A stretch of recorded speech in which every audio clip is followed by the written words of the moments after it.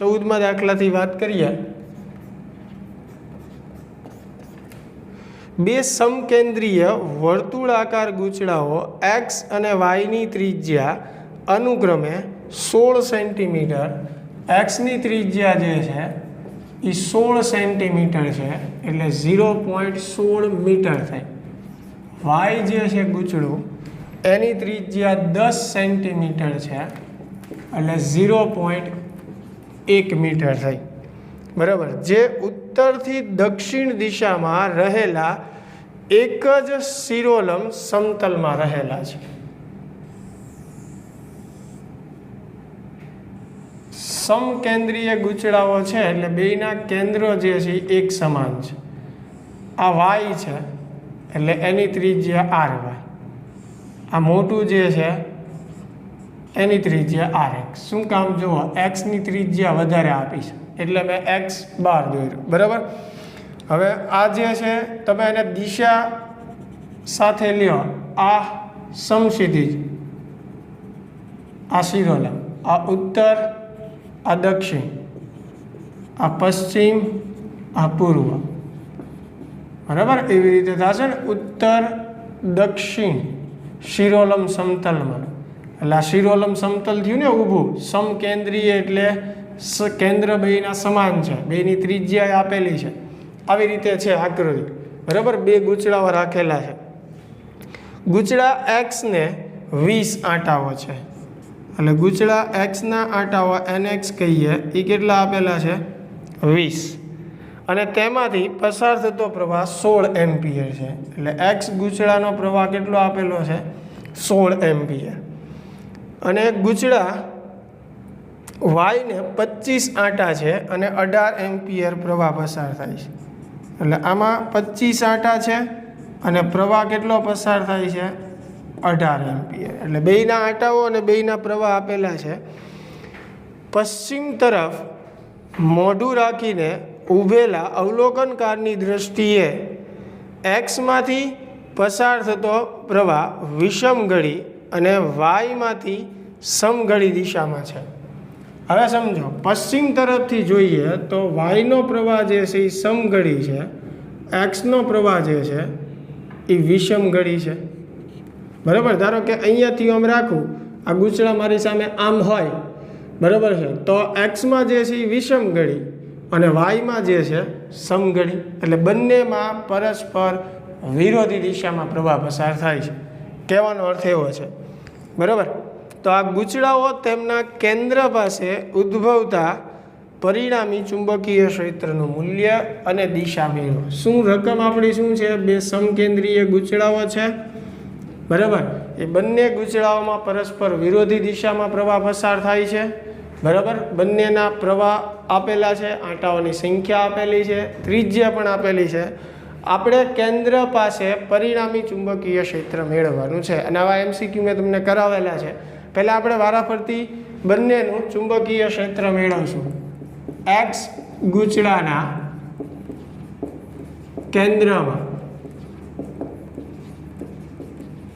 ઉદ્ભવતું ચુંબકીય ક્ષેત્ર, પહેલાં આપણે શેની માટે મેળવશું, x ગૂંચળા માટે, એટલે એને bx કહી દઈએ।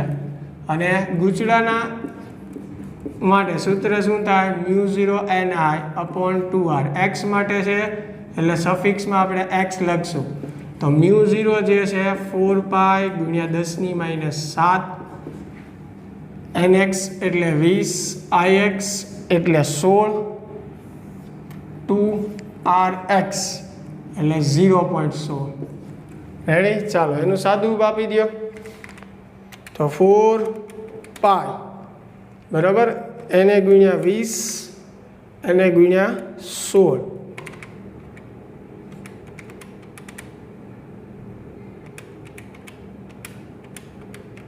ભાગ્યા કેટલા આવશે 2 ને ભાગ્યા 0.16। સાદું રૂપ ચેક કરી લેજો એટલે 12560 આવશે। પાઈ સ્વરૂપે હોય જવાબ તો એમ પણ રાખી શકો છો 12560 અને ઘાત આવશે 10⁻⁷। તો આને વ્યવસ્થિત આપણે લખીએ તો bx કેટલું થશે 1.25 એને ગુણ્યા જો 1.25 ગુણ્યા એટલે 4 પોઈન્ટ ખસશે એટલે 10⁻³ ટેસ્લા. ચાલો આ જે છે એ ક્યાં મળ્યું આપણને? એક્સ જે છે જો આ એક્સ છે, આ વાય છે, એક્સના કેન્દ્ર ઉપર. એવી જ રીતે વાય ગુચડાના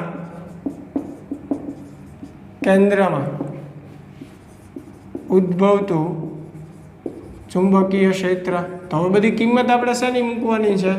વાય માટે બહુ સિમ્પલ છે.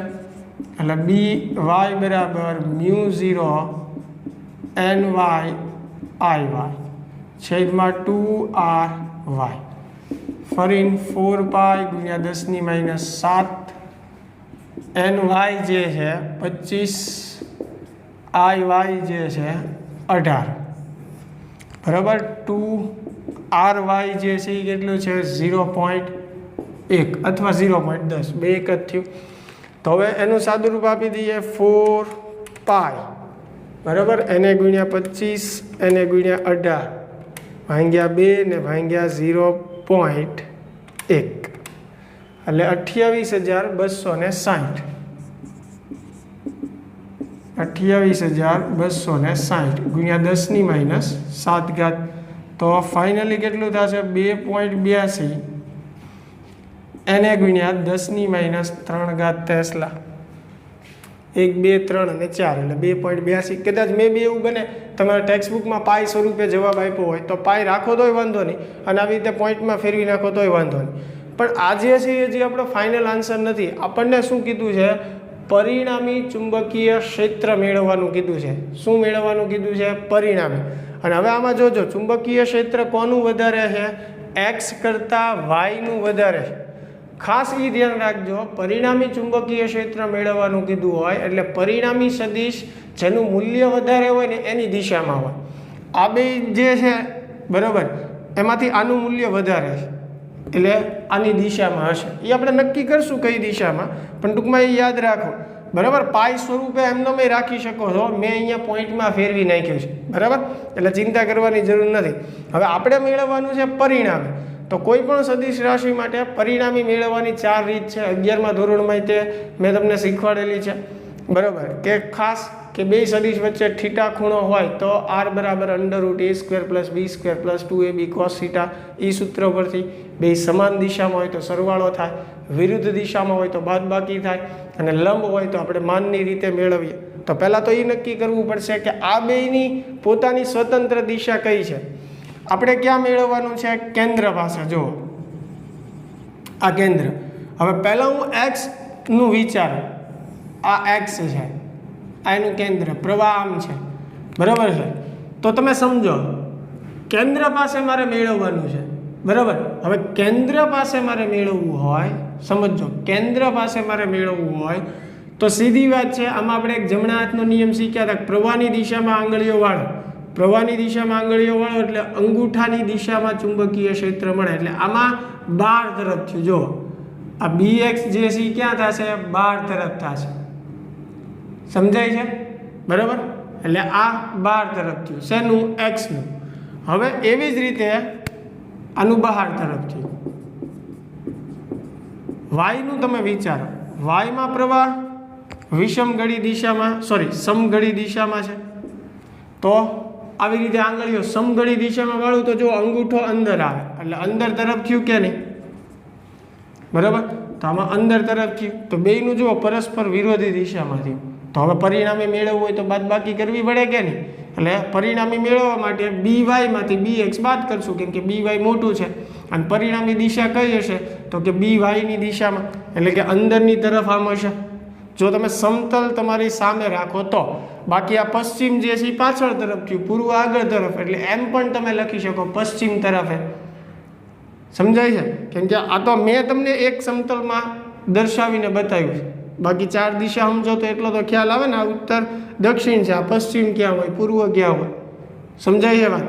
એટલે આપણે આ ઉત્તર દક્ષિણમાં સમતલ વિચારતા હોઈએ બરાબર. આ તમારી સામે હમણાં જ કીધું ને પશ્ચિમ તરફથી જોવાનું છે, એટલે ખાસ ધ્યાન રાખજો. પશ્ચિમ તરફથી જોવો એટલે આ બે ગુચડા આમ તમારી સામે રહે. સમજાય છે? એકમાં વિષમગળી દિશામાં પ્રવાહ પસાર થાય, એકમાં સમગળી બરાબર. તો જુઓ પશ્ચિમ તરફથી તમે જોતા હોય સમઘડી દિશામાં રાખો, સમજાય છે? એટલે ક્યાં જશે? અંદર તરફ. વિષમઘડી હોય બહાર તરફ, એટલે બેયનું ચુંબકીય ક્ષેત્ર પરસ્પર વિરોધી દિશામાંથી, બરાબર? એટલે પરિણામી મેળવવા માટે શું કરવાનું? બાદબાકી કરવાની. આકૃતિ કાઢી નાખું છું હવે હું. તો હવે પરિણામી ચુંબકીય ક્ષેત્ર, તો પરિણામી ચુંબકીય ક્ષેત્ર મેળવવા માટે આપણે વાયમાંથી એક્સનું ચુંબકીય ક્ષેત્ર બાદ કરશું. બે વિરોધી દિશામાં છે, તો 2.82 એને માઇનસ 1.25, 10⁻³ જે છે એ કોમન કાઢશું, બરાબર? તો 2.82 માંથી 1.25 જે છે બાદ કરી નાખો, એટલે 1.57 ગુણ્યા 10⁻³ ટેસ્લા. અને દિશા મેં તમને સમજાવી, જે દિશામાં વાયુનું ચુંબકીય ક્ષેત્ર છે એ દિશામાં આવશે, બરાબર છે?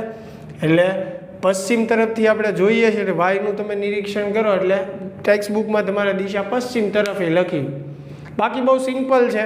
જમણા હાથના નિયમથી તમે નક્કી કરી શકો પ્રવાહની દિશામાં આંગળીઓને વાળો એટલે અંગૂઠાની દિશામાં ચુંબકીય ક્ષેત્ર મળે. એવી રીતે બે રિંગ માટે નક્કી કરો તો પરસ્પર વિરોધી દિશામાં થાય. બાકી MCQમાં મેં તમને એ રીત શીખવાડી છે, કોઈ બિંદુ પાસે ચુંબકીય ક્ષેત્રની દિશા મેળવવાનું.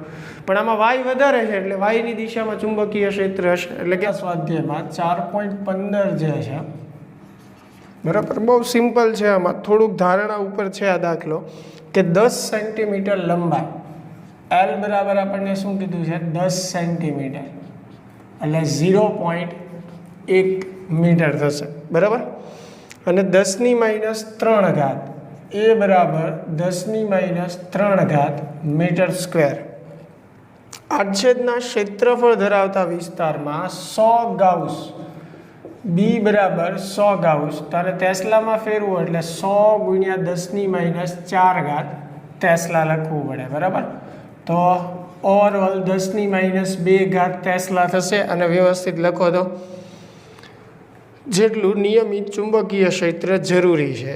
એક ગૂંચળાના તારની મહત્તમ વિદ્યુત પ્રવાહ ધારણા ક્ષમતા 15 એમ્પિયર છે. ગૂંચળાના તારની મહત્તમ પ્રવાહ ક્ષમતા એની જે છે કેટલી આપી છે? 15 એમ્પિયર છે. વધારેમાં વધારે કેટલો પ્રવાહ આપણે પસાર કરી શકીએ? એમાંથી 15 એમ્પિયર, બરાબર? એવું કીધું છે.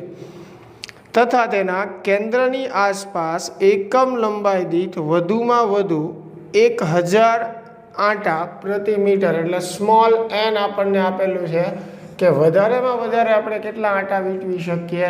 1000. હવે તમે આંટા વીંટવતા જાઓ એટલે તમને ખ્યાલ છે કે એ શું બને? એક પ્રકારે સોલેનોઇડ બને, બરાબર? તો આ માટે જરૂરી એવા સોલેનોઇડની યોગ્ય રચના સમજાવો. અને તેના કેન્દ્રમાં ફેરોમેગ્નેટિક નથી. ફેરોમેગ્નેટિક એની ચર્ચા આપણે પછી આગળ કરશું 5મા ચેપ્ટરમાં. અત્યારે ખાસ એની કોઈ જરૂર નથી પડતી એટલે આપણે એ સમજતા નથી. પણ 3 પદાર્થો આપણે ભણવાના આવશે: પેરામેગ્નેટિક, ફેરામેગ્નેટિક ને ડાયામેગ્નેટિક. પણ એ 5મા ચેપ્ટરમાં આપણે ભણશું. હવે વસ્તુ એવી છે કે એની લંબાઈ આપી છે, તારનું આડછેદનું ક્ષેત્રફળ આપેલું છે, ગૂંચળું જે છે એની મહત્તમ પ્રવાહ ક્ષમતા જે છે 15 એમ્પિયર છે, 1000 આંટા જે છે તમે વીંટવી શકો વધારેમાં વધારે. તો એની માટે સોલેનોઇડની રચના આપણે સમજાવવાની છે. એટલે આ થોડીક ધારણા ઉપર દાખલો થશે. અને આમ ગણો તો બહુ સિમ્પલ છે. દાખલા તરીકે સોલેનોઇડની રચનાની વાત કરીએ તો સોલેનોઇડનું ચુંબકીય ક્ષેત્ર આવશે B બરાબર μ0 Ni. તમારે પ્રવાહ ધારો કે મારે મેળવવો છે સોલેનોઇડની રચના માટે, બે વસ્તુ છે. કાં તો તમે પ્રવાહ ધારી લ્યો, કેમ કે મહત્તમ પ્રવાહ આપણે કેટલો લઈ શકીએ? 15 એમ્પિયર. તો 15 એમ્પિયર સુધીનો કોઈ પણ તમે પ્રવાહ ધારી લ્યો અને એની ઉપરથી તમે સ્મોલ n મેળવો.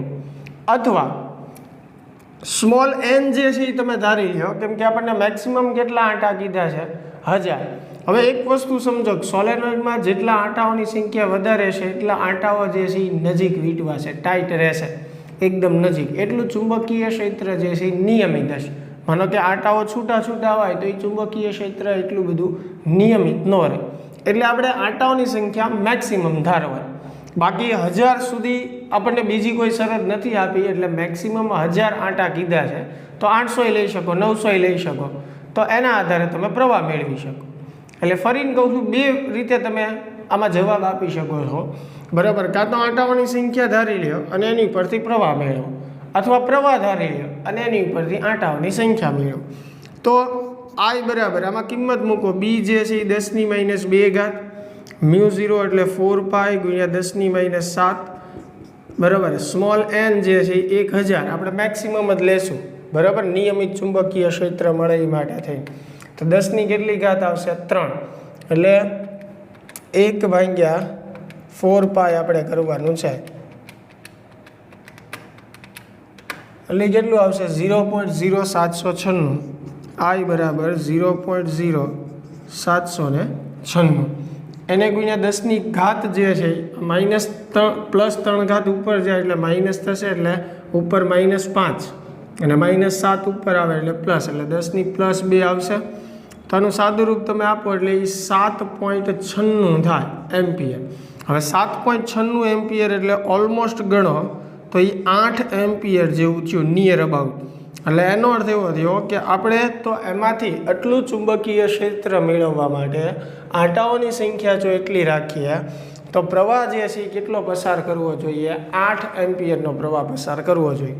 તમને પાછળ ટેક્સ્ટ બુકમાં એને રિલેટેડ લંબાઈને આડછેદનું ક્ષેત્રફળ એ આપેલું છે, પણ આપણે એટલે બધું ડિટેલમાં જવાની જરૂર નથી. સિમ્પલ આનો જવાબ આપી શકો છો બે રીતે મેં તમને કીધું એમ.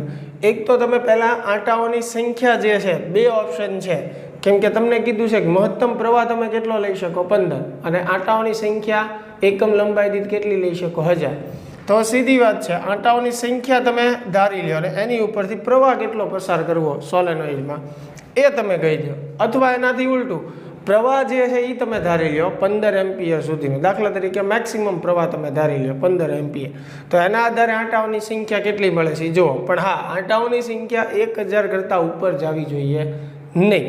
એટલે બેટર એ છે કે પ્રવાહ તમે 10 એમ્પિયર કે 8 એમ્પિયર અથવા તો 12 એમ્પિયર એવો ધારો અને એના આધારે સ્મોલ n જે છે એ કેટલું મળે છે એ મેળવીને બતાવો, બરાબર. એટલે બહુ સિમ્પલ છે, આમ થોડુંક કોમ્પ્લિકેટેડ લાગે ટેક્સ્ટ બુકમાં પાછળ તમે આન્સર જોશો એટલે, પણ એટલી બધી ડિટેલ આપણે કહેવાની જરૂર નથી. સિમ્પલ આપણે કહી શકીએ કે ભાઈ સોલેનોઇડ માટે ચુંબકીય ક્ષેત્ર આ છે, એ સૂત્ર આપણને ખ્યાલ છે.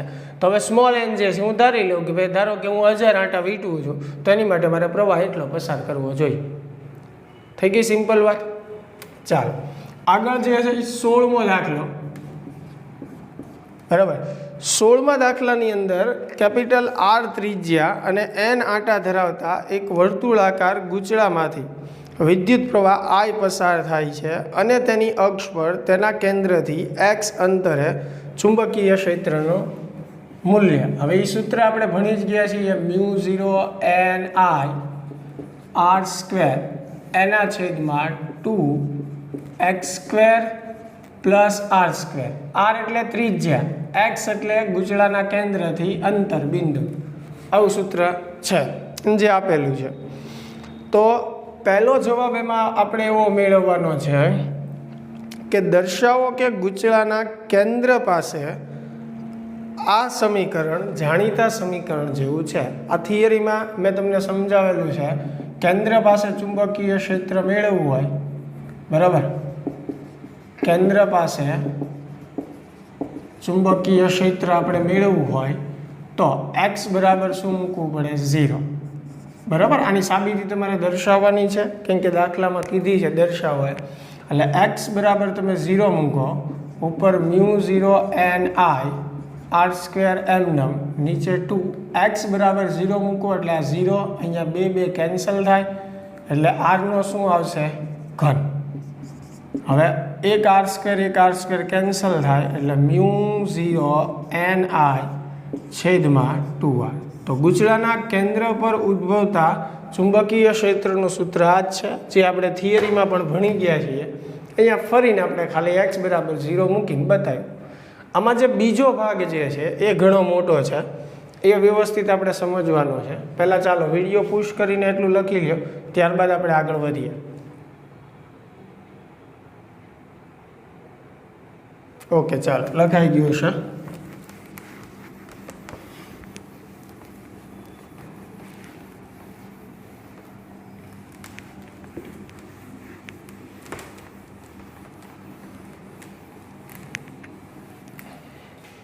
હવે એમાં 16માં જે છે બીજો પ્રશ્ન જે છે વ્યવસ્થિત સમજજો કે બે સમાંતર એક અક્ષ પર આવેલા સમાન ત્રિજ્યા આરના ગૂંચળા વિચારો. એક જ અક્ષ ઉપર આવેલા બે ગૂંચળાઓ વિચારવાના છે જેમની ત્રિજ્યા કેપિટલ આર છે, જેમના આંટાઓની સંખ્યા એન છે, એટલે એમાં આંટાઓની સંખ્યા કેટલી છે? એન છે, તથા એક સમાન દિશામાં સમાન વિદ્યુત પ્રવાહ ધરાવે છે. એક જ દિશામાં બંનેમાં પ્રવાહ વહે એક કોઈ પણ એક બાજુથી જોતા, અને તેમની વચ્ચેનું અંતર પણ આર છે, એટલે બે ગૂંચળાના કેન્દ્ર વચ્ચેનું અંતર પણ આર છે. તો દર્શાવો કે બે ગૂંચળાના મધ્યમાં તેમની અક્ષ પર આવેલા બિંદુની આસપાસ આરની સરખામણીમાં નાના અંતર સુધી ચુંબકીય ક્ષેત્ર નિયમિત રહેશે, એટલે કે લગભગ એક સરખું રહેશે એમ, જે લગભગ બી બરાબર 0.72 μ0 ni અપોન આર વડે દર્શાવાય. અને આ રચનાને શું કહેવાય? હેલ્મહોલ્ટ્ઝ ગૂંચળાઓ કહેવાય. બરાબર. તો આજે આપણે મેળવવાનું છે, પહેલાં વ્યવસ્થિત સમજીએ શું કહેવા માગે છે. બે ગૂંચળાઓ છે એન આંટા ધરાવતા. હું અહીંયા દર્શાવું ભલે એક જ આંટો, પણ હવે તમારે સમજવાનું છે કે આમાં એન આંટાઓ છે એમ. બરાબર.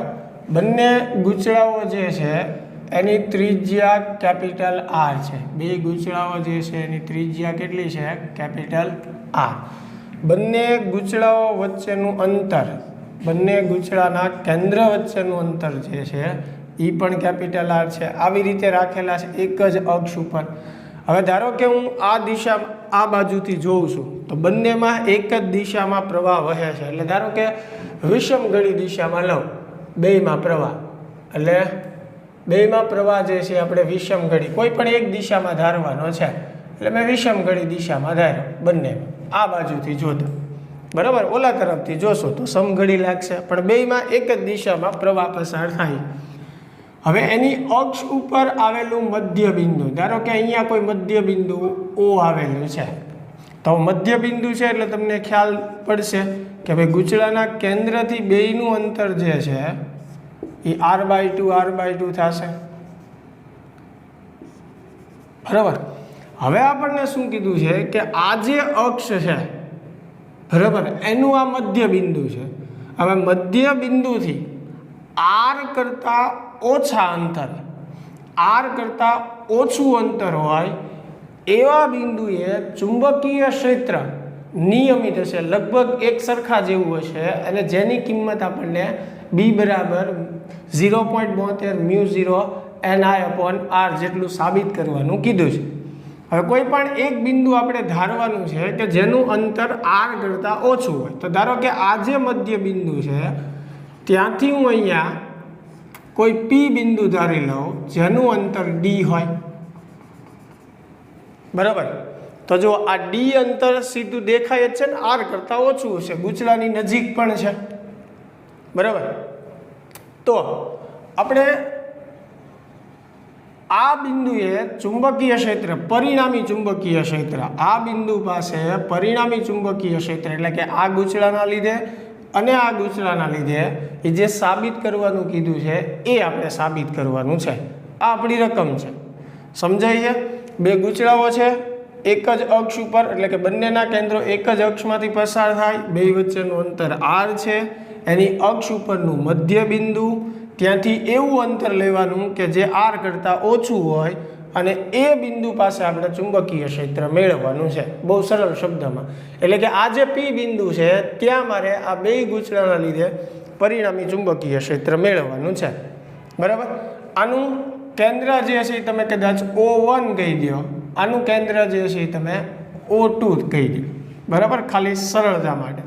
તો પહેલાં તો પી બિંદુ પાસે મારે ચુંબકીય ક્ષેત્ર મેળવવું હોય તો પહેલાં હું ગૂંચળાના લીધે મેળવું. ધારો કે આને પહેલું ગૂંચળું કહી દઉં, આને બીજું ગૂંચળું કહી દઉં. બરાબર છે. અને પછી એનું પરિણામી મેળવવું. પરિણામી મેળવવા માટે મેં કીધું એમ સદિશ માટે આપણે 4 ઓપ્શન છે આપણી પાસે. એક દિશામાં હોય તો સરવાળો, વિરુદ્ધ દિશામાં હોય તો બાદબાકી, થીટા કોણે હોય તો એનું સૂત્ર પણ છે, અને જો લંબ હોય તો આપણે જેમ માનની રીત કહીએ છીએ એવી રીતે. બરાબર. પણ પહેલાં તો આપણે મેળવશું કે કઈ દિશામાં છે અને કેટલું છે એક એક ગૂંચળાના લીધે. તો સૌથી પહેલું પ્રથમ ગૂંચળાના લીધે પી બિંદુ પાસે ચુંબકીય ક્ષેત્ર શું કરીએ આપણે? પ્રથમ ગૂંચળાના લીધે પી બિંદુ પાસે ચુંબકીય ક્ષેત્ર મેળવીએ, જેને આપણે B1 કહીએ, પહેલા ગૂંચળાના લીધે. હવે ખાસ ધ્યાન રાખજો, આપણી પાસે આવું એક સૂત્ર છે, ગૂંચળાની અક્ષ પર ચુંબકીય ક્ષેત્રનો μ0 NI r²/2 x² + r². એમાં આપણે r² અત્યારે પહેલાં લખું છું x²⁵ જ્યાં x શું હોય? ગૂંચળાના કેન્દ્રથી એની અક્ષ ઉપર જે બિંદુ આવેલું છે એ બિંદુનું અંતર, કેમ કે ત્યાં આપણે ચુંબકીય ક્ષેત્ર મેળવવું હોય. બરાબર. તો પ્રથમ ગૂંચળાના લીધે પી બિંદુ પાસે, આ પહેલું ગૂંચળું છે, એના કેન્દ્રથી આ પી બિંદુ પાસે અંતર ચુંબકીય ક્ષેત્ર આપણે મેળવશું, એટલે અંતર આ લેવું પડશે આપણે આટલું. સમજાય છે વાત? ચાલો, તો હવે આપણું જે સૂત્ર છે એ પ્રમાણે μ0 NI, પ્રવાહ બંનેમાંથી આપણે સમાન જ લેશું, I જેટલો, r², સૂત્ર સામે લખ્યું છે જોતા જજો, છેદમાં આવશે 2r² + x². હવે x એટલે શું થયું? ગૂંચળાના કેન્દ્રથી બિંદુ P સુધીનું અંતર. તો આ અંતર કેટલું થશે? તમને ખબર છે કે આ આટલું r/2 છે, દેખાય છે? આ કેટલું છે? r/2. આ O સીધુંની અંતર r/2 છે ને એમાં d ઉમેરવું પડે, એટલે કેટલું આવશે? r/2 + d, બરાબર, એનો સ્ક્વેર, કેમ કે x નો વર્ગ આવે. x એટલે આ આખું x થયું પહેલા ગૂંચળા માટે, સમજાય છે? અને એનો વર્ગ એટલે શું થશે? r/2 + d² એનો વર્ગ, અને પાછું આખા કાઉન્સમાં થાય કેટલી ઘાત આવે? 3/2. રેડી? આપણને પહેલા ગૂંચળાના લીધે મળ્યું, અને કઈ દિશામાં આવશે? તો કે PO2 દિશામાં. કઈ રીતે શીખવાડ્યું છે મેં? પ્રવાહની દિશામાં આંગળીઓ વાળો, વિષમ ઘડી દિશામાં પ્રવાહ છે, પ્રવાહની દિશામાં આંગળીઓ વાળો એટલે અંગૂઠાની દિશામાં ચુંબકીય ક્ષેત્ર મળે. તો આ બાજુ થયું એટલે PO2 તરફ થયું કે નહીં? એટલે મેં ખાલી દિશા લખી છે, યાદ રહે. બરાબર. આ સૂત્ર યાદ રાખજો. હવે ચાલો, એવી જ રીતે બીજા ગૂંચળાના લીધે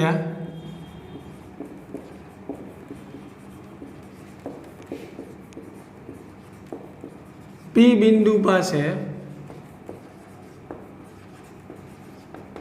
ચુંબકીય ક્ષેત્ર.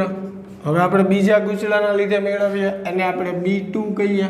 તો એમાં શું આવશે? μ0 NI r² છેદમાં થશે 2r² + x². હવે x એટલે શું થયું? બીજા ગૂંચળાના કેન્દ્રથી પી બિંદુ સુધીનું અંતર, કેમ કે હવે બીજા ગૂંચળાના લીધે મેળવીએ છીએ તો આ આટલું અંતર આપણે લેવું પડશે. હવે એ અંતર મેળવવું હોય તો આખું કેટલું છે જુઓ, આ બિંદુથી અહીંયા સુધીનું અંતર r/2, r/2 માંથી d અંતર બાદ કરી નાખવું એટલે આ મળે કે નહીં? એટલે અહીંયા શું આવશે? r/2 - d આવશે, એનો સ્ક્વેર, પાછા આખા કાઉન્સની કેટલી ઘાત આવશે? 3/2. અને આ પણ કઈ દિશામાં થશે? PO2 દિશામાં થશે. આમાંય પણ વિષમ ઘડી દિશામાં જ છે, આંગળીઓને વિષમ ઘડી દિશામાં વાળો એટલે અંગૂઠાની દિશામાં ચુંબકીય ક્ષેત્ર મળે રિંગ અથવા ગૂંચળાના કેન્દ્ર માટે. બરાબર. ચાલો, તો આ તો બેયનું આપણે અલગ મેળવ્યું. હવે આપણે મેળવવાનું છે પરિણામી ચુંબકીય ક્ષેત્ર. તો પી બિંદુ પાસે પરિણામી ચુંબકીય ક્ષેત્ર. હવે કઈ રીતે પરિણામી મળશે? તો કે સિમ્પલ આપણે શું કરવો પડશે? સરવાળો કરવો પડશે, કેમ કે બેયનું ચુંબકીય ક્ષેત્ર એક જ દિશામાં છે, PO2 દિશામાં. તો એક જ દિશામાં સદિશ હોય તેનું પરિણામી મેળવવું હોય તો શું કરવું પડે? સરવાળો. એટલે પી બિંદુ પાસે પરિણામી ચુંબકીય ક્ષેત્ર મેળવવા માટે આપણે શું કરવો પડશે? સરવાળો કરવો પડશે. એટલે બેનો સરવાળો કરશું, પહેલાં આ સમીકરણ લખશું વત્તા ઓલું સમીકરણ, પણ એમાં થોડુંક જે કોમન નીકળે છે એ કોમન આપણે કાઢી લઈએ. μ0 NIR², બેયમાં છે કે નહીં જો, અને છેદમાં 2, એટલે એટલી વસ્તુ આપણે કોમન કાઢી લઈએ. μ0 NIR² છેદમાં 2 કોમન કાઢી લઈએ. હવે સરવાળો લખીએ તો પહેલાંમાંથી આ કોમન નીકળી ગયું, એટલે છેદમાં ખાલી આ કૌંસ વધશે, એટલે 1/r² plus r/2 plus d એનો સ્ક્વેર રેઝ ટુ 3/2. રેડી? એવી જ રીતે વધતા આવશે 1/r² plus r/2 minus d એનો સ્ક્વેર, અને એની પણ 3/2. સમજાય છે? મેં કાંઈ નથી કર્યું. કદાચ બોર્ડ ઉપર દેખાવામાં તકલીફ પડતી હોય તો ચિંતા ન કરતા, મૂળ અહીંયા મેં b1ની કિંમત મૂકી છે વત્તા b2ની, એમનેમ જ રાખ્યું છે. ખાલી μ0 NIR²/2 કોમન કાઢી લીધું, એટલે છેદમાં જે છે આ કૌંસ વધશે એ મેં લખ્યો છે, અને એવી જ રીતે આ સમીકરણમાં આ કૌંસ વધશે એ મેં લખ્યો છે. બરાબર? ચાલો, તો પહેલાં આટલું વ્યવસ્થિત લખી લ્યો. થોડુંક આમાં સાદુરૂપ હું ઝડપથી આપીશ, કારણ કે આનું સાદુરૂપ હજી ઘણું મોટું થશે, એટલે વ્યવસ્થિત આપણે આ સમજવાનું છે. બરાબર? પહેલાં આટલી વસ્તુ જે છે લખી લ્યો, પછી આપણે આગળ વધીએ.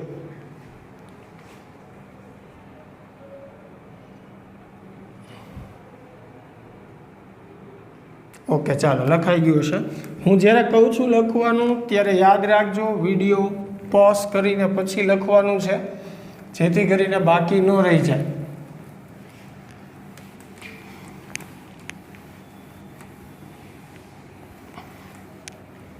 ચાલો, હવે વ્યવસ્થિત આપણે આનું સાદુરૂપ આપી દઈએ.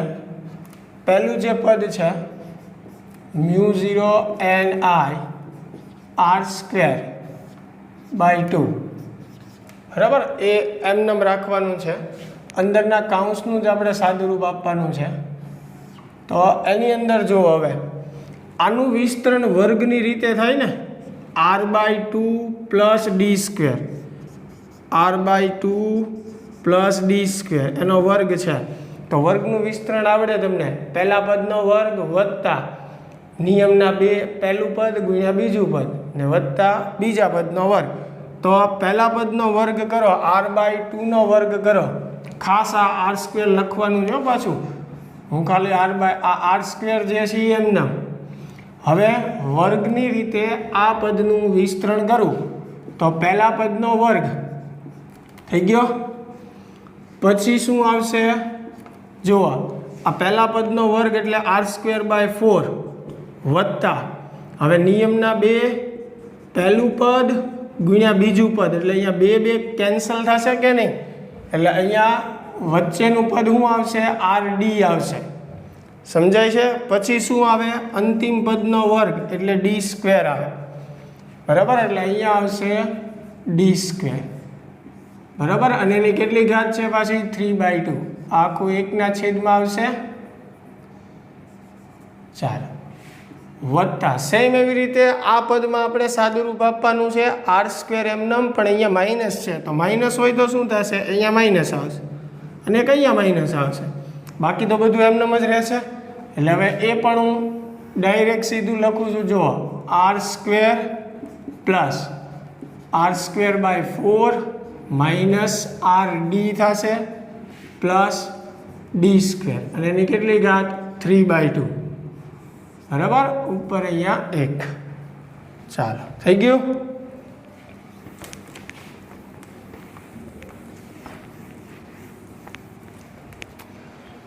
ઓકે, હવે ધીમે ધીમે આનું સાદુરૂપ આપણે આપતા જઈએ, કાંઈ ભૂલ ન પડે એમ. μ0 NIR²/2. બરાબર? હવે અહીંયા જુઓ, લસા લ્યો તમે. આ પહેલા 2 પદ જે છે એમાં 4 લસા લ્યો તો એ 4 અહીંયા ગુણાય, એટલે 4r² વત્તા r², એટલે કેટલા થઈ જાય? 5r² થઈ જાય. આ 2 પદ જે છે એનું સાદું રૂપ આપું છું એટલે 4 લસા લીધા એટલે 4 અહીંયા ગુણાણા 4 વત્તા 1 એટલે 5 એટલે 5r² એના છેદમાં 4 વત્તા rd જે છે એમના. હવે જુઓ ડી જે છે એ ખૂબ નાનું અંતર છે સમજો.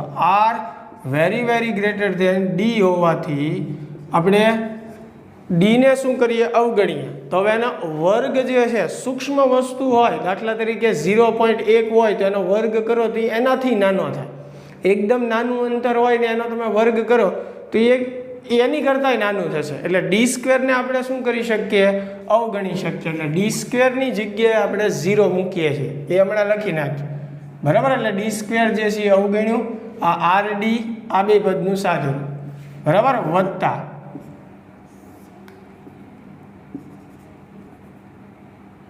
અહીંયા તે સેમ વસ્તુ થશે 5r²/4 માઇનસ rd એની 3/2 ઘાત બરાબર. શું કર્યું આપણે r very greater than D હોવાથી આ લખવાનું ફરજિયાત d² ને અવગણતા એટલે d² જે છે એને આપણે અવગણ્યું. હવે આ વસ્તુ ખાસ સમજો. આ સ્ટેપ મારી સાથે લખી લેજો. જુઓ મારે 5r² 3/2 ઘાત છે ભૂલતા નહીં. 5r²/4 કોમન કાઢવું છે. હવે સમજો આ જે પદ છે બરાબર આમાં 5r²/4 છે આમાં નથી. તમારે શું કરવું પડે મેથેમેટિકલ તમે વિચારો. તમારે કોમન કાઢવું છે તો એની માટે થઈને હું શું કરું આ rd છે એને ગુણ્યા 5r²/4 કરી નાખું અને પાછું એને ભાંગ્યા 5r²/4 કરું. શું કર્યું આ rd વાળું જે પદ છે એને ગુણ્યા 5r²/4 કર્યું અને એને ભાંગ્યા 5r²/4 કર્યું. શું કામ તો કે મારે 5r²/4 કોમન કાઢવું છે. એટલે હવે બે પદમાં આવી ગયું. તો હવે હું 5r²/4 કોમન કાઢું તો આ બે પદમાંથી 5r²/4 કોમન કાઢું એટલે અહીંયા 1 વધશે. એટલે કાઉન્સમાં શું વધશે 1. અહીંયા 1 વધ્યું વત્તા rd તો છે જ તે બરાબર. હવે ઉપર rd છે અહીંયાથી 5r² કોમન નીકળી ગયું ને બરાબર ઉપરથી. તો નીચે જુઓ 5r²/4 વધશે એટલે 5r²/4 જે છે એ નીચે વધશે. સમજાય છે. એટલે ટૂંકમાં આવું આપણે ઘણી વાર કરેલું છે કે મારે જે કોમન કાઢવું છે એ જો બીજા પદમાં ન હોય તો મારે એની વડે શું કરવું પડે ભાંગી નાખવું પડે. જેમ અહીંયા મારે 5r²/4 કોમન કાઢવું છે પણ જો rd વાળા પદમાં નથી એટલે એના છેદમાં આવી ગયું કે નહીં 5r²/4. સમજાય છે. હકીકતમાં પદ્ધતિ આ છે એની વડે ગુણો ને એની વડે ભાંગો પછી તમે કોમન કાઢી શકો એટલે છેદમાં તો વધવાનું જ છે. એટલે આપણે એમ ટૂંકમાં એવું યાદ રાખીએ જે કોમન કાઢવું છે અંશમાંથી કોમન કાઢવું હોય તો છેદમાં ગુણવું પડે, છેદમાંથી કોમન કાઢવું હોય તો અંશમાં ગુણવું પડે. આપણે એવી રીતે યાદ રાખીએ. બાકી આ પદ્ધતિ મેં તમને સમજાવી. એટલે હવે આ પદ આવું થશે ક્યારે કે જ્યારે હું 5r²/4 કોમન કાઢીશ એટલે આવું કંઈક થશે કે નહીં. સમજાય છે. ચાલો તો આ જે છે એ સાઈડમાં લખી લેજો કેમ કે હું આ સાદું રૂપમાં લખીશ નહીં ઘણું મોટું છે. ઓકે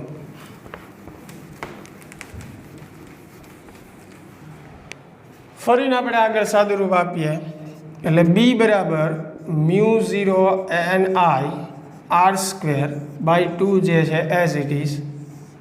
હવે જે છે એ ખાસ સમજો શું કરવાનું છે આપણે તો કે 5r²/4 કોમન કાઢવાનું એટલે 5r²/4 કોમન કાઢવાનું છે બરાબર. હવે 5r²/4 આપણે કોમન કાઢીએ બરાબર. તો 5r²/4 કોમન કાઢીશું તો અહીંયા સમજો અહીંયા 5r²/4 જ છે પણ ઉપર કેટલી ઘાત છે 3/2 એટલે બહાર આવશે ત્યારે કેટલી ઘાત થઈ જશે 3/2 ઘાત થઈ જશે બરાબર. તો હવે અંદર શું વધે છે એ લખીએ. અહીંયા 1 વધશે પ્લસ rd વધશે અને છેદમાં આવશે 5r²/4 અને ઉપર કાઉન્સની કેટલી ઘાત 3/2. સમજાય છે. 5r²/4 કોમન કાઢ્યું હમણાં જે મેં તમને અલગ લખીને બતાવ્યું એવી જ રીતે આ પદમાં આપણે કરશું બરાબર. 5r²/4 કોમન કાઢીએ એટલે કેટલી ઘાત થઈ જશે ઉપર 3/2 કૌંસમાં શું વધશે 1 માઇનસ rd એના છેદમાં 5r²/4 બરાબર એની 3/2 ઘાત ક્લિયર ચાલો આટલું વ્યવસ્થિત લખી લ્યો પછી આગળ સાદુરૂપ આપીએ છે ને મોટું સાદુરૂપ એટલે ખાસ ધ્યાન રાખીને લખજો ભૂલી ન જતા હું લાવવાનું છે આપણે પરિણામી ચુંબકીય ક્ષેત્ર મેળવીએ છીએ પી બિંદુ પાસે જે મેં આકૃતિ તમને દોરીને પહેલાં બતાવી હતી બરાબર એ પ્રમાણે સાદુરૂપ આપણે આપતા જઈએ છીએ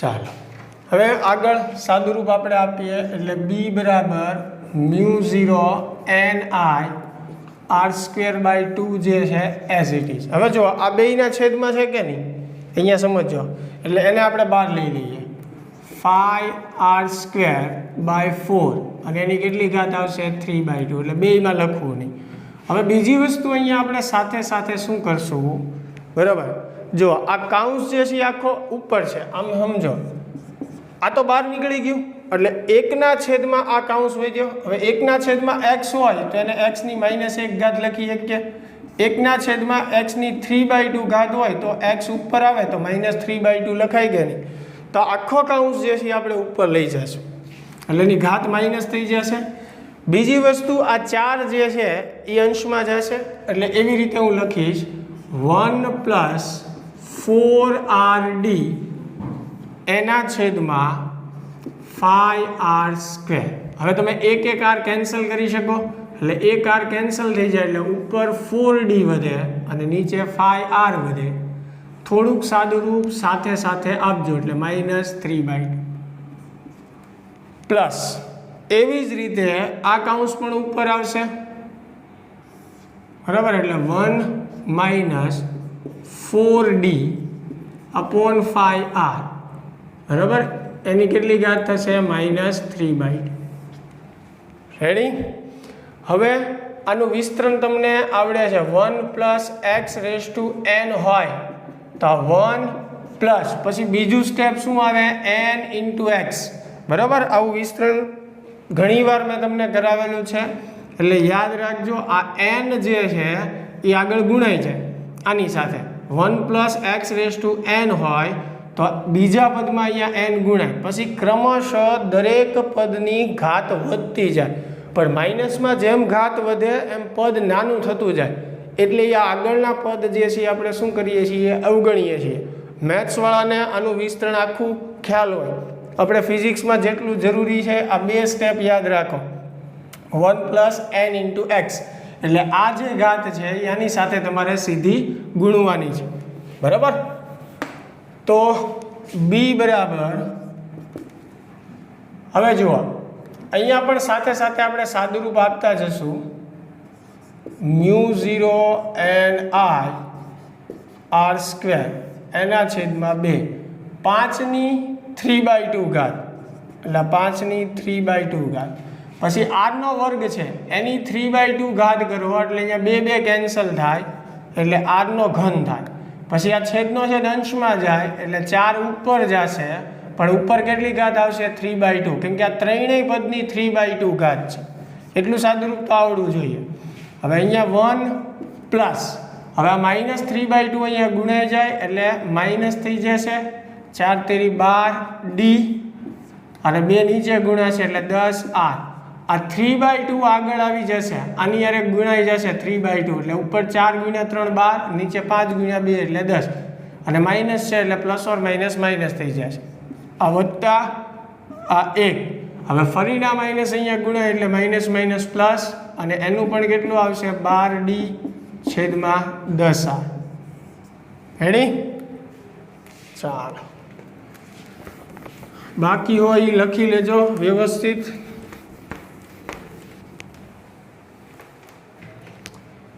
હવે આનું સાદુરૂપ પણ આપી દઈએ μ0 ni r² અને r³ એક r² કેન્સલ થાય બરાબર એટલે છેદ જે છે એમાં એક r વધશે એટલે 2r વધશે અહીંયા એક r વધ્યો આ 2 હવે ગુણાકારમાં 4/3/2 ઘાત, એટલે આને આમ લખી શકો ને 4/3/2 ઘાત, એટલે 4નો ઘન અને એનું વર્ગમૂળ. તો 4નો ઘન કરો અને વર્ગમૂળ કાઢો. 4નો ઘન એટલે 64 ને 64નું વર્ગમૂળ એટલે 8. સેમ એવી રીતે છેદમાં શું છે 5/3/2 ઘાત, તો 5નો ઘન કરો અને પછી વર્ગમૂળ કાઢો એટલે 11.18 જેવું આવશે. બરાબર, 5નો ઘન કરો અને પછી વર્ગમૂળ કાઢી લે. ચાલો, હવે અહીંયા આ માઇનસ આ પ્લસ કેન્સલ. 1 + 1 એટલે કેટલું થશે 2, એટલે આખા કાઉન્સનું સાદુરૂપ આવશે 2. તો અહીંયા 2 કેન્સલ થઈ જશે. હવે 8/11.18 કરો એટલે 0.7155 જેવું આવશે, એટલે એને 0.72 લખી શકો. આ બે કેન્સલ થઈ ગયા. 8/11.18 એટલે 0.72 જેવું. પછી μ0 એના છેદમાં r. તો જોઈ લો તમે, દાખલો જે છે એની સાબિતીમાં આપણે આવું જ સૂત્ર જે છે એ લાવવાનું હતું. બરાબર, કદાચ મેં જે આકૃતિ લીધી એમાં આપણે પી બિંદુએ મેળવું, તમે આવી રીતે કરી શકો. આ જે છે બંને ગૂંચળા, આ એની અક્ષ, આ મધ્ય બિંદુ, અહીંયા પણ બિંદુ ધારી શકો કોઈ પી અથવા ક્યુ નામ આપી દો અને ત્યાં પણ મેળવી શકો. બધી રીતે જવાબ સરખો જ આવશે. પણ 18મો દાખલો જે છે કે 25 સેન્ટીમીટર આંતરિક ત્રિજ્યા અને 26 સેન્ટીમીટર બહારની ત્રિજ્યા ધરાવતા એક ટોરોઇડમાં. હવે ટોરોઇડ જે છે વિદ્યાર્થી મિત્રો તમને યાદ જ હશે. બરાબર, મેંદુ વડા જેવી રચના હોય ને, આવી કંઈ. બરાબર, વ્યવસ્થિત દેખાય એટલે બે ભાગ થોડાક મોટા આપણે રાખીએ. આ ત્રિજ્યા r1 કહીએ, અંદરની ત્રિજ્યા એટલે આ થાય r1, આ બહારની ત્રિજ્યા છે r2 થઈ, અને આ વચ્ચેનો ભાગ છે ટોરોઇડની કોર કહેવાય. આપણને ખ્યાલ છે કે આ વચ્ચેના ભાગમાં ચુંબકીય ક્ષેત્ર જે છે એ હોય. આ જે ખાલી અવકાશ છે ત્યાં પણ શૂન્ય હોય અને બહાર પણ શૂન્ય હોય આદર્શ ટોરોઇડમાં. બરાબર, સૈદ્ધાંતિક રીતે અથવા થિયરીમાં આપણે જે ભણીએ છીએ. તો r1 જે છે અંદરની ત્રિજ્યા જે છે 25 સેન્ટીમીટર આપી છે, એટલે 0.25 મીટર થાય. અને r2 જે છે એ 26 સેન્ટીમીટર એટલે 0.26 મીટર થશે.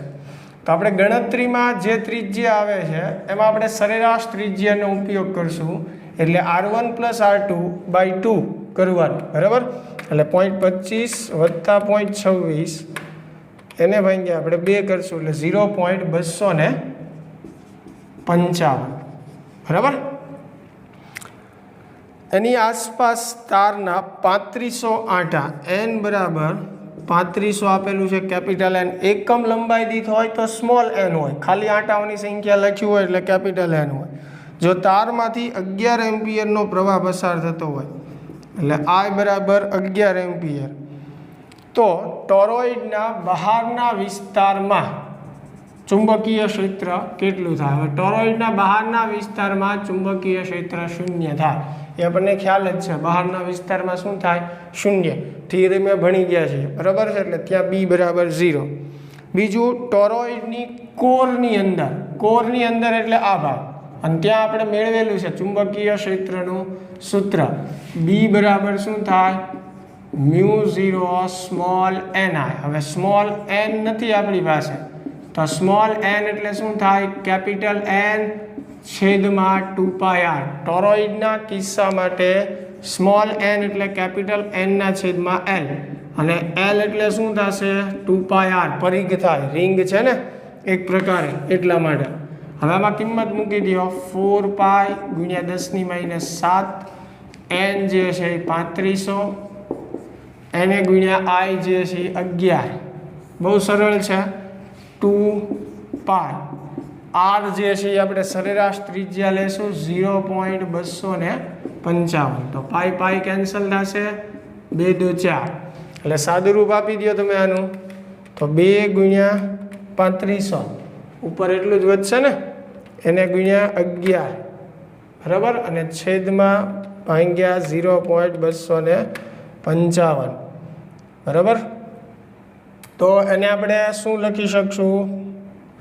3 × 10⁵. તમે જવાબ જે છે ટેલી કરી લેજો. 3 × 10⁵. હજી આ 10⁻⁷ બાકી ને, એટલે આ 10⁻⁷. તો ફાઇનલી આન્સર હશે 3 × 2 ટેસ્લા. બરાબર. સાદુરૂપ એવું હોય તો એકવાર ચેક કરી લેજો. સૂત્ર આ જ છે, મેથડ પણ આ જ છે. બરાબર. આ તો ઉતાવળમાં કદાચ મારે ગણતરીમાં ભૂલ રહી ગઈ હોય તો તમારે ભૂલ પડે નહીં. બરાબર. બાકી એમાં બીજું કંઈ ખાસ એટલું બધું અઘરું છે નહીં. એટલે 3.01 જેવું, એટલે 3 × 10⁵ આપણે આને લખી શકીએ. -7 બાકી છે, એટલે 10⁻² આવશે. ચાલો. પછી એવી જ રીતે ટોરોઇડ વડે ઘેરાયેલી ખાલી જગ્યામાં, એટલે ટોરોઇડ વડે ઘેરાયેલી એટલે આ જગ્યા, તો એમાં પણ તમને ખ્યાલ છે B બરાબર શું હોય? 0, કેમ કે ચુંબકીય ક્ષેત્ર અહીંયા મળે આપણને કોરમાં. ચાલો, તો બહુ સિમ્પલ હતું. બરાબર. ફટાફટ વિડીયો પુશ કરીને લખી લો, પછી આપણે આગળ વધીએ.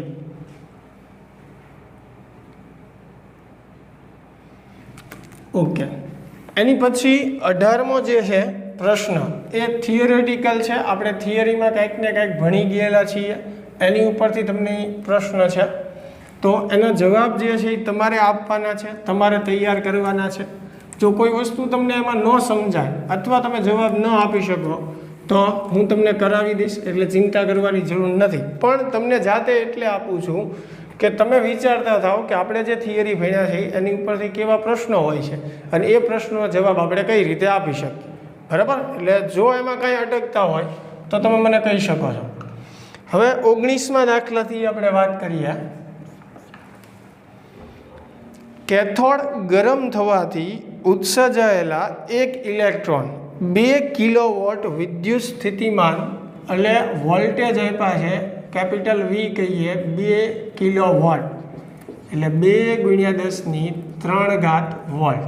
આપણે વિકિરણ અને દ્રવ્યવાળું જે ચેપ્ટર છે એમાં ભણશું, ઇલેક્ટ્રોનનું ઉત્સર્જન નહીં, ત્યારે વધારે સમજાશે. પણ ટૂંકમાં કેથોડને ગરમ કરવાથી એમાંથી ઇલેક્ટ્રોનનું ઉત્સર્જન થાય, અને એ કેટલા વોલ્ટ આપેલા છે? 2 કિલોવોટ. 0.15 ટેસ્લા જેટલા નિયમિત ચુંબકીય ક્ષેત્ર B બરાબર 0.15 ટેસ્લા ના વિસ્તારમાં દાખલ થાય છે. એટલે કે જે ઇલેક્ટ્રોન ઉત્સર્જન પામ્યા છે એ ચુંબકીય ક્ષેત્રમાં દાખલ થાય છે. તો આ ક્ષેત્ર વડે જ્યારે એ પ્રારંભિક વેગને લંબ રૂપે હોય, એટલે ક્ષેત્ર જે છે એ વેગને લંબ રૂપે હોય, એટલે કે θ બરાબર 90 હોય. બીજું જ્યારે 30નો કોણ બનાવતું હોય ત્યારે ઇલેક્ટ્રોનના ગતિપથની ગણતરી કરો. ગતિપથ એટલે એની ત્રિજ્યાની ગણતરી કરવાની છે, ત્રિજ્યા મેળવવાની છે બે કિસ્સામાં. તો પહેલો કિસ્સો જ્યારે લંબ કીધું છે ત્યારે θ બરાબર કેટલું થશે? 90 થશે. અને જ્યારે એ લંબ હોય બરાબર ત્યારે આપણે શું કરવાનું છે? ગતિપથની ત્રિજ્યા મેળવવા. હવે ગતિપથની ત્રિજ્યાનું સૂત્ર શું છે? R બરાબર mv/qb. તો એમાં v એટલે વેગ થાય, વેગની જરૂર પડશે. એટલે પહેલાં વેગ મેળવવા માટે આપણે જે સૂત્ર ભણી ગયા છીએ 1/mv² = ev, અથવા qv લખાય. q એટલે વિદ્યુતભાર, અહીંયા ઇલેક્ટ્રોન છે એટલે ઇલેક્ટ્રોનના વિદ્યુતભારને e વડે દર્શાવવું. અને આ બીજું કાંઈ નથી કર્યું આપણે, એક પ્રકારે કાર્ય ઉર્જા પ્રમેય જ છે. ગતિ ઉર્જા બરાબર સ્થિતિ ઉર્જા. હકીકતમાં ગતિ ઉર્જાનો ફેરફાર બરાબર સ્થિતિ ઉર્જા થાય, અને આ સૂત્ર એના પરથી જ આવે. 1/mv² એટલે ગતિ ઉર્જા થઈ, ev એટલે શું થયું? સ્થિતિ ઉર્જા. એ વધારે આગળ આપણે ડિટેલમાં સમજશું, પણ છે તો કાર્ય ઉર્જા પ્રમેય જ તે. બરાબર. વિદ્યુતભાર ગુણ્યા વિદ્યુત સ્થિતિમાન. આ કેપિટલ V એટલે શું છે? વિદ્યુત સ્થિતિમાન છે. તો વિદ્યુતભાર ગુણ્યા વિદ્યુત સ્થિતિમાન એટલે એક પ્રકારે સ્થિતિ ઉર્જા જ વ્યાખ્યાયિત કરે છે. એટલે 1/mv² = ev લખી શકીએ. એમાં સ્મોલ v એટલે વેગ છે, કેપિટલ V એટલે વિદ્યુત સ્થિતિમાન છે. એટલે પહેલાં આપણે વેગ મેળવવો છે, એટલે 2ev એના છેદમાં m થશે. તો 2 સ્મોલ e એટલે ઇલેક્ટ્રોનનો વિદ્યુતભાર, કેપિટલ V એટલે વોલ્ટેજ બરાબર, વિદ્યુત સ્થિતિમાન કેટલું આપેલું છે? 2 × 10⁻³ અને m એટલે ઇલેક્ટ્રોનનું દળ 9.1 × 10⁻31.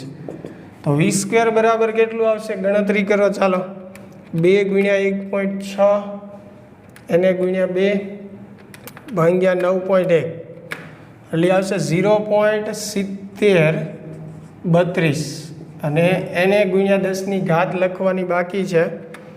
-19 + 3 અને +31, એટલે 10ની કેટલી ઘાત આવશે? 15.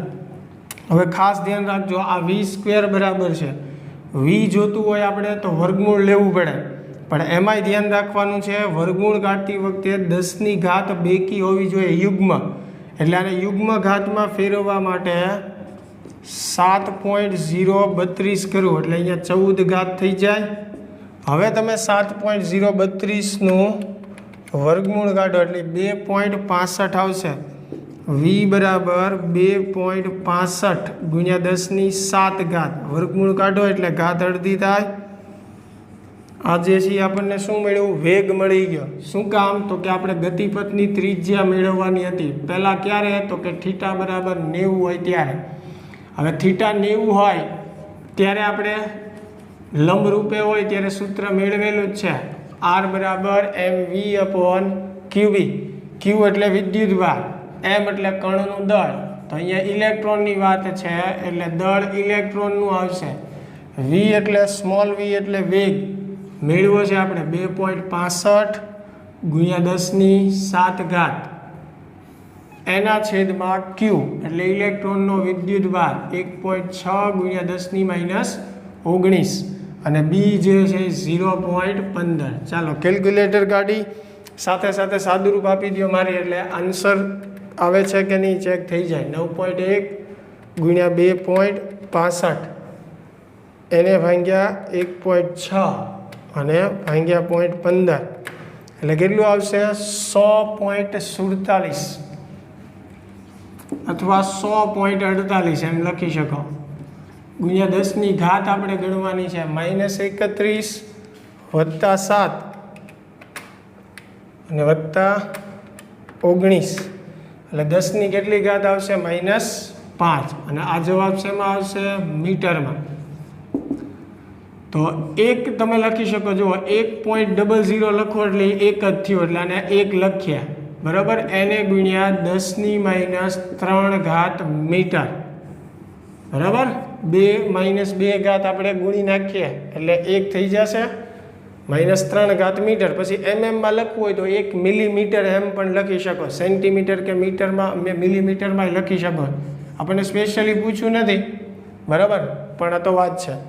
ચાલો, એટલે આ જ્યારે થીટા બરાબર 90 હોય ત્યારે આપણે ઇલેક્ટ્રોનની ગતિપથ એટલે કે ત્રિજ્યા મેળવી. બીજા કિસ્સામાં શું કીધું છે? થીટા બરાબર 30 હોય ત્યારે. હવે ખાસ ધ્યાન રાખજો, જુઓ થીટા બરાબર 30 હોય ત્યારે આર બરાબર સૂત્ર થશે mv sin 30 એના છેદમાં qb.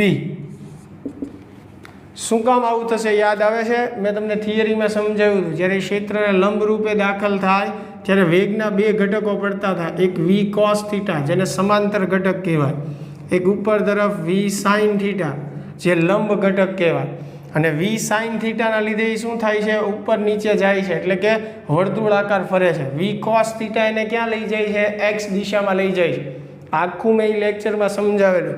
એટલે એ વર્તુળાકાર માટે કયો ઘટક જવાબદાર છે એની ત્રિજ્યા માટે? તો કે v sin થીટા. એટલે અહીંયા આપણે v sin થીટા, થીટા એટલે કેટલું છે? 30. એટલે મેં સીધું v sin 30 લખ્યું છે, કેમ કે કયો ઘટક લેવો પડે? શિરોલંબ ઘટક લેવો પડે બરાબર. તો હવે અહીંયા તમને ખ્યાલ જ છે r બરાબર mv upon qb. mv upon qb, જુઓ mv અપોન qb નો જવાબ આપણે મેળવેલો જ છે 1 ગુણ્યા 10ની -3 sin 30 એટલે 1 થાય એટલે 0.5 ગુણ્યા 10ની -3 ઘાત મીટર થશે. રેડી? એટલે બે કિસ્સામાં આપણે ઇલેક્ટ્રોનની ગતિપથની ત્રિજ્યા જે છે એ મેળવી. ચાલો વિડીયો પુશ કરીને ફટાફટ લખી લ્યો, પછી આપણે આગળ વધીએ.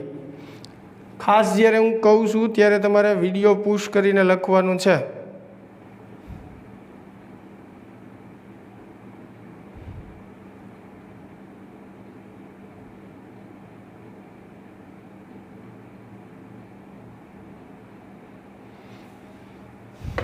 ઓકે, ચાલો લખાઈ ગયું. હવે આગળ વધીએ. 20મો દાખલો.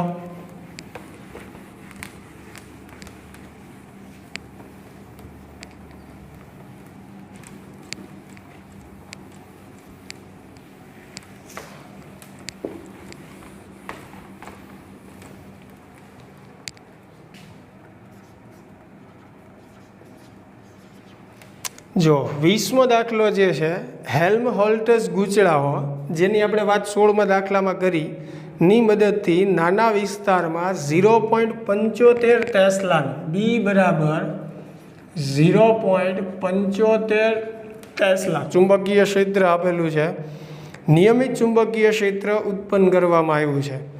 આ જ વિસ્તારમાં ગૂંચળાઓની સામાન્ય અક્ષને લંબ રૂપે નિયમિત સ્થિર વિદ્યુત ક્ષેત્ર જાળવી રાખવામાં આવે છે, જે 15 કિલોવોટ, બરાબર, વોલ્ટેજ સ્થિતિમાન કેટલા છે? 15 કિલોવોટ. કેપિટલ વી એટલે વોલ્ટેજ છે, વિદ્યુત સ્થિતિમાન, વેગ નથી, ધ્યાન રાખજો. પ્રવેગિત થયેલા વિદ્યુત ભારિત કણોની એક સાંકડી કિરણાવલી આ વિસ્તારમાં બંને ગૂંચળાઓની અક્ષ તથા સ્થિર વિદ્યુત ક્ષેત્ર બંનેને લંબ રૂપે દાખલ થાય છે. અહીંયા જુઓ, વિદ્યુત ક્ષેત્ર અને ચુંબકીય ક્ષેત્ર જે છે પરસ્પર લંબ છે, અને એને પણ લંબ રૂપે આ જે કિરણાવલી છે એ દાખલ થાય છે. જો કંઈક તમને યાદ હોય તો વેલોસિટી સિલેક્ટર વાળો જે ટોપિક હતો, વેગ પસંદગીકાર, એમાં આપણે આવું ભણ્યા હતા. ઈ અને બી પરસ્પર લંબ હોય, જેને ક્રોસ ફિલ્ડ કહેવાય, અને એને લંબ કોઈ વિદ્યુત ભારિત કણ દાખલ કરવામાં આવે તો એ પરિસ્થિતિ, એ થિયરી યાદ કરો તમે. જો 9×10⁻5 વોલ્ટ પ્રતિ મીટર વિદ્યુત ક્ષેત્ર આપેલું છે, 9×10⁻5 વોલ્ટ પ્રતિ મીટર જેટલા સ્થિર વિદ્યુત ક્ષેત્રમાં આ કિરણાવલી આવર્તન ન અનુભવે. મેં તમને સમજાવ્યું હતું, ઈ અને બી લંબ હોય અને એમાંથી આપણે વિદ્યુત ભારિત કણ દાખલ કરીએ, અને જો એ સીધો પસાર થઈ જાય તો એની માટે એનો વેગ જે છે વી, એ કોના જેટલો થાય? ઈના છેદમાં બી જેટલો થાય. આ બતાવ્યું હતું મેં તમને. યાદ ન હોય તો એ વેલોસિટી સિલેક્ટર વાળો જે લેક્ચર છે એ વ્યવસ્થિત જોઈ લેજો. જે વિદ્યુત ભારિત કણ ઈ અને બીના ક્રોસ ફિલ્ડમાંથી સીધો પસાર થઈ જાય એની માટે વેગ E/B જેટલો થાય, વિદ્યુત ક્ષેત્ર અને ચુંબકીય ક્ષેત્રના ગુણોત્તર જેટલો. તો આ કિરણાવલી શાની બનેલી હશે એ વિચારવાનું છે. અને આ જવાબ અજોડ નથી, એટલે કે એકનો એક નથી, એમ આ એક જ કણ માટે નથી. એવું શું કામ? તો પહેલાં તો આપણે એનો વેગ મેળવી લઈએ. એ વિચલન નથી અનુભવતો, એટલે વી બરાબર ઈના છેદમાં બી થશે. બી જે છે એ કેટલું છે? 0.75. તો 9/0.75 આપણે કરીએ એટલે 12 આવશે. એટલે વેગ જે છે 12×10. અહીંયા એક ટેક્સ્ટબુકમાં ખાસ આપણે જોઈ લેશું. ટેક્સ્ટબુકમાં તમને વિદ્યુત ક્ષેત્ર 9×10⁻5 આપેલું છે, બરાબર. એ +5 હશે, એટલે એક સુધારી નાખજો, એટલે 9×10⁵, બરાબર. એટલે અહીંયા વેગ જે છે 12×10⁵ મીટર પ્રતિ સેકન્ડ આવશે. ટેક્સ્ટબુકમાં તમને વિદ્યુત ક્ષેત્રમાં અહીંયા -ઘાત આપી છે, એ તમારે શું કરવાની છે? પ્લસ કરવાની છે. એટલે એક સુધારો કરી નાખજો. એટલે વી જે છે 12×10⁵ આપણને મળ્યું. હવે જુઓ, આપણી પાસે જે સૂત્ર હતું 1/mv² = EV0, એટલે QV લખાય. એ આપણે શું કામ લખતા? ઇલેક્ટ્રોન માટે. બાકી કોઈ વિદ્યુત ભારિત કણ હોય તો Q લખાય. એની માટે આપણે Q/m નો ગુણોત્તર મેળવીએ, બરાબર. વિદ્યુત ભાર અને દળનો ગુણોત્તર મેળવીએ તો Q/m મેળવીએ તો આ શું થશે? v²/2v. હવે v જે છે એટલે વેગ, સ્મોલ v એટલે વેગ, 12×10⁵ એનો વર્ગ, નીચે 2, કેપિટલ V એટલે 15×10⁵, બરાબર. તો 12 નો વર્ગ કરશો 144 આવશે, એને ભાગ્યા 2, એને ભાગ્યા 15, એટલે કેટલું આવશે? 4.8. અને 10⁻ આપણે કરશું, અહીંયા ઉપર 10 થશે અને નીચે 3, એ 3 ઉપર જાય એટલે 10 - 3 એટલે કેટલી ઘાત આવશે? 7. અને એકમ થશે કુલંબ પ્રતિ કેજી. એટલે એક રીતે આપણે આ શું મેળવ્યું છે? એકમ દળ દીઠ વિદ્યુતભાર મેળવ્યો, જેને ઘણી વખત વિશિષ્ટ વિદ્યુતભાર કહેવાય અથવા સ્પેસિફિક ચાર્જ કહેવાય. એકમ દળ દીઠ આપણે વિદ્યુતભાર મેળવ્યો છે. થોડીક આની વધારે ચર્ચા આપણે પરમાણુવાળા ચેપ્ટરમાં કરવાના છીએ, બરાબર. એટલે આની માટે આ કણ માટે મેં શું મેળવું? Q/m. હવે આ જ વસ્તુ જુઓ હું ડ્યુટેરોન માટે મેળવું છું. હવે ડ્યુટેરોન માટે આપણે Q/m નો ગુણોત્તર મેળવીએ. હવે ડ્યુટેરોનનો વિદ્યુતભાર જે છે એ પ્રોટોન જેટલો જ થાય. એ તો તમને ખ્યાલ હશે, થોડું ઘણું કેમેસ્ટ્રીમાં ભણતા હશો. 1h2 ડ્યુટેરોન એટલે જેમાં એક પ્રોટોન હોય અને એક ન્યુટ્રોન હોય, એટલે એનો વિદ્યુતભાર પ્રોટોન જેટલો થાય. પણ એનું દળ જે છે એ પ્રોટોન કરતાં ડબલ થાય. 1.67 × 10⁻27 પ્રોટોનનું દળ છે. એની કરતાં ડ્યુટેરોનનું દળ ડબલ હોય, કેમ કે એમાં એક પ્રોટોન હોય ને એક ન્યુટ્રોન હોય, બરાબર. તો ડ્યુટેરોન માટે આપણે મેળવીએ તો જુઓ 1.6 / 2 / 1.67 એટલે 0.479 એને ગુણ્યા 10⁻⁻ મેળવશું -19 + 27 એટલે કેટલું આવશે? 8. તો ફાઇનલી ગોઠવીને લખો તો આને 4.8 × 10⁸ કુલમ પ્રતિ કેજી લખી શકો. સોરી 7, બરાબર. 8 તો છે જ ને, 1 ઘાત ગુણશું એટલે કેટલું આવશે? 7 આવશે. તો જુઓ આપણને શું કીધું હતું કે જે કિરણાવલી દાખલ કરવામાં આવે છે ક્રોસ ફીલ્ડમાં, બરાબર છે, એને એટલું વિદ્યુત સ્થિતિમાન આપેલું છે, બરાબર, અને એના આધારે એનો વેગ જે છે એટલો છે. તો એ કિરણાવલી માટે આપણે જે ગુણોત્તર મેળવ્યો Q/m એ એટલો આવે છે. હવે ડ્યુટેરોન માટે આપણે એ ગુણોત્તર મેળવીએ ને તો એટલો જ આવે. જુઓ 4.8 × 10⁻⁷ એટલે એમ કહી શકીએ કે આ કિરણાવલી ડ્યુટેરોનની હશે. અથવા તમે એમ લખી શકો કે એક પ્રોટોન અને એક ન્યુટ્રોનથી બનેલા તત્વની હશે. કેમ કે ડ્યુટેરોનમાં હોય શું? એક પ્રોટોન ને એક ન્યુટ્રોન હોય, 1h2. હવે તમને એવું કીધું છે કે આ જવાબ અજોડ નથી, એટલે કે આ એક ડ્યુટેરોન માટે જ સાચું નથી. હજી કદાચ બીજા તત્વ માટે પણ, બીજા કોઈ કણ માટે સાચું હોઈ શકે. આ તો હોઈ શકે એવું તત્વ જેમાં એક પ્રોટોન ને એક ન્યુટ્રોન હોય એ બધા માટે સાચું છે. Li3+ લ્યો તમે, બરાબર છે, He2+ લ્યો કે જેમાં એક પ્રોટોન ને એક ન્યુટ્રોન જ હોય, તો એ બધા માટે જેમાં એક પ્રોટોન ને એક ન્યુટ્રોન હોય એ બધા તત્વો માટે આ ગુણોત્તર આ જ આવવાનો.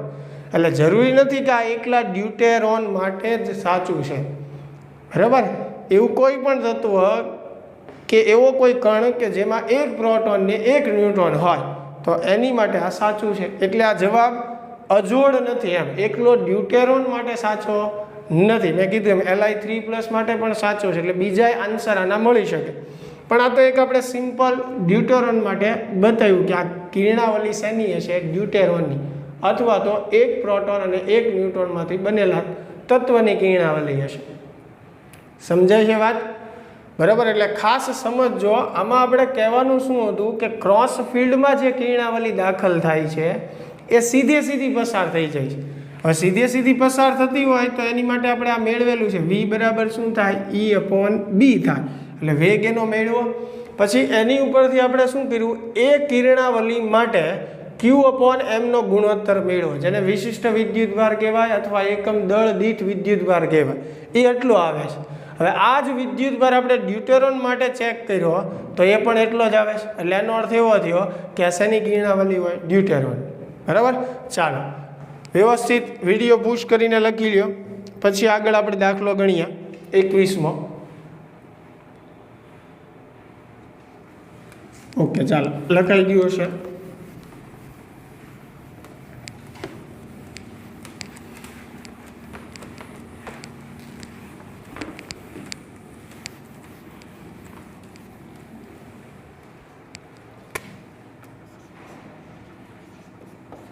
એકવીસમો જે છે કે 0.45 મીટર લંબાઈ, L બરાબર 0.45 મીટર લંબાઈ, 60 ગ્રામ દળ, એટલે M બરાબર 60 ગ્રામ, અને કેજીમાં ફેરવવું હોય તો 1000 વડે ભાંગવું પડે, એટલે 0.06 અથવા 0.060 એમ લખી શકો, બરાબર.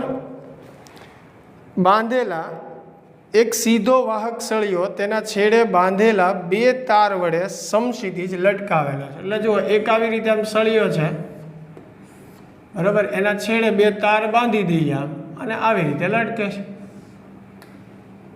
સીધી વાત છે, બરાબર. અને આ તારોમાં થઈને સળિયામાં 5 એમ્પિયર પ્રવાહ વહે છે. હવે ધારો કે અહીંયાથી 5 એમ્પિયર પ્રવાહ દાખલ થતો હોય તો એ પ્રવાહ આ રીતે આમ જતો હોય, ત્યાંથી પાછો આમ ઉપર જતો હોય, એટલે પ્રવાહ કેટલો છે? 5 એમ્પિયર છે. I બરાબર.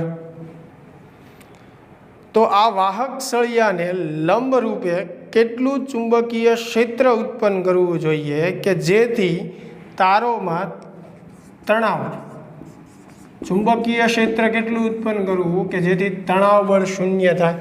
હવે જુઓ, આ જે તાર લટકે છે, આપણે 11મા ધોરણમાં શીખી જ ગયા, દોરી કે તાર વડે કોઈ વસ્તુને બાંધીએ એટલે એનું વજન બળ નીચે લાગે ને એના હિસાબે એમાં શું ઉત્પન્ન થાય? તણાવ. પણ આમાં તણાવ બળ જે છે એ શૂન્ય થવું જોઈએ. અને ક્યારે થાય? જુઓ, તારનું વજન બળ જે છે mg, એ તો ક્યાં લાગવાનું? નીચે જ લાગવાનું. હવે પ્રવાહ જે છે એ આ દિશામાં છે, તો ફ્લેમિંગના ડાબા હાથના નિયમનો ઉપયોગ કરીએ. પ્રવાહ જે છે એ આ દિશામાં છે, એટલે પ્રવાહની દિશામાં આંગળીઓ રાખો. ચુંબકીય ક્ષેત્ર આમ ફરતું હોય ને તો ઉપરની તરફ વિચારું એટલે ચુંબકીય ક્ષેત્ર આમ સ્પર્શકની દિશામાં આવે. મેં સમજાવેલું છે તમને. એટલે ચુંબકીય ક્ષેત્રની દિશામાં અંગૂઠો રાખો તો હથેળીને દિશામાં મને શું મળે? ચુંબકીય બળ મળે. તો ચુંબકીય બળ જે છે જે BIL જેટલું લાગે, કેમ કે લંબ છે. નહીતર BIL sin θ લખીએ, પણ લંબ છે એટલે હવે દરેક વખતે શીખવાડવાની જરૂર ન હોય. θ 90 લ્યો એટલે sin 90 1 થાય, એટલે સીધી ખબર પડે કે કેટલું થાય? BIL જેટલું. અને બે સમાન મૂલ્યના પરસ્પર વિરુદ્ધ દિશાના હોય તો જ તણાવ શૂન્ય થાય. તો આપણે શું લખી શકીએ? BIL is equal to mg. બી આપણે મેળવવાનું છે, એટલે mg ના છેદમાં શું થશે? IL થશે. કિંમત મૂકી દો આમાં, તો બી બરાબર m એટલે 0.060 બરાબર, જી જે છે 9.8 લઈએ, એના છેદમાં I જે છે પ્રવાહ 5 અને L એટલે 0.45. ચાલો આનું સાદુરૂપ આપી દઈએ ફટાફટ. તો 0.060 એને ગુણ્યા 9.8 એને ભાગ્યા 5 અને ભાગ્યા 0.45 એટલે 0.26 આવશે. એટલે બી બરાબર કેટલું થાય? 0.26 ટેસ્લા. ચાલો, બી મળી ગયું. ક્લિયર. હવે એમાં બીજો પ્રશ્ન જે છે બી, એ એવો છે, જુઓ કે જો ચુંબકીય ક્ષેત્ર એમ જ રહેવા દઈએ અને વિદ્યુત પ્રવાહની દિશા ઉલટાવવામાં આવે તો તારોમાં તણાવ બળ કેટલું થશે? હવે સમજો, વિદ્યુત પ્રવાહની દિશા તમે બદલાવો, ચુંબકીય ક્ષેત્ર એનું જ રહેવા દેવાનું છે. પ્રવાહની દિશા ઉલટાવો તમે, એટલે પ્રવાહ અહીંયાથી દાખલ થતો હોય અહીંયાથી નીકળે, એટલે આમ પ્રવાહની દિશા થઈ ગઈ. તો હવે જુઓ, આ જે બળ ઉપર લાગતું હતું, સીધી વાત છે, વજન બળ તો નીચે જ લાગે છે, mg બરાબર. વજન બળ ક્યાં લાગે છે? નીચે તરફ લાગે છે.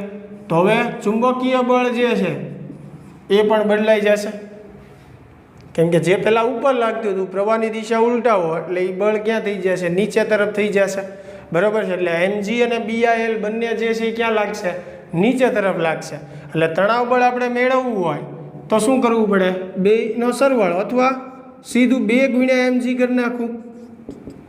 શું કામ આવું કર્યું? તો તમને એ ખ્યાલ જ છે કે BIL અને mg ની કિંમત સમાન જ છે.